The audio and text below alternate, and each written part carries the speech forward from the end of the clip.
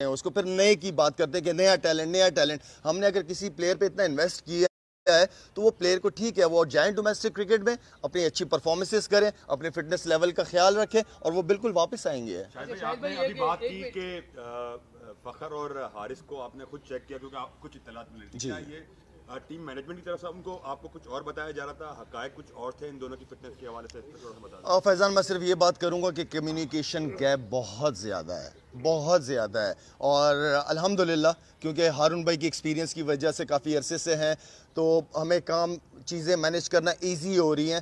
اصل چیز یہ ہے کہ سلیکشن کمیٹی کے اگر چیئرمین کوئی بھی میں ہوں نہیں ہوں جو بھی ہے وہ ایٹ لیسٹ پلیئرز کے ساتھ 1 to 1 خود کانٹیکٹ میں رہے تاکہ اس تک انفارمیشن بالکل صحیح ملے.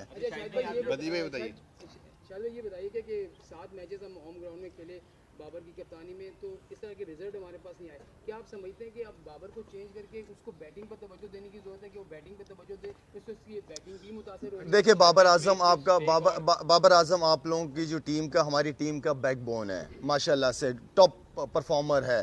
کل مجھے اچھا لگا بابر اعظم کا ڈیسیجن جب اس نے بیٹنگ دی, چیلنج دیا کہ آؤ نیوزی لینڈ کی ٹیم کو, تو یہ مجھے بابر کی وہ چیلنج کو اچھا لگا مجھے اس کا. اینڈ دین دیکھیں جی جس طرح میں کہہ رہا ہوں کہ بابر اعظم آپ کی ٹیم کی بیک بون ہے, نو ڈاؤٹ. ہم چاہتے ہیں ایز سلیکشن کمیٹی کہ ہم